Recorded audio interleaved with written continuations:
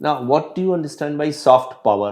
देखो, पार का मतलब होता है एबिलिटी टू इन्फ्लुएंस, मतलब आप जब किसी से वो करा सके जो आप करवाना चाहते हैं।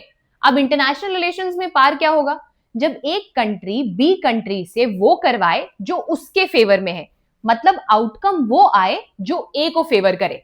अब पार को एक्सरसाइज करने के दो तरीके हो सकते हैं, हार्ड पार और सॉफ्ट पार। देखो, हार्ड पार का मतलब है जब आप कोअर्जन यानी कि फोर्स का इस्तेमाल करते हो, सामने वाले को प्रेशराइज करते हो। आप प्रेशराइज कैसे कर सकते हो?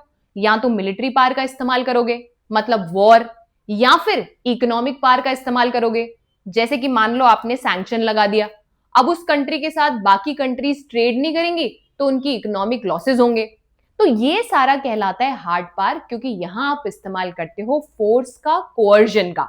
अब सॉफ्ट पावर क्या होता है? यहां पर आप जबरदस्ती नहीं करते, आप फोर्स का इस्तेमाल नहीं करते, आप अट्रैक्शन का इस्तेमाल करते हो। मतलब आप सामने वाले से वो करवाते हो जो आप करवाना चाहते हो, लेकिन इसीलिए क्योंकि वो आपको एडमायर करने लगता है। यहां फोर्स का इस्तेमाल नहीं, अट्रैक्शन का इस्तेमाल होता है। जैसे इंडिया योगा डिप्लोमेसी यूज करता है, और जैसे साउथ कोरिया का के पॉप और के ड्रामा बहुत फेमस है।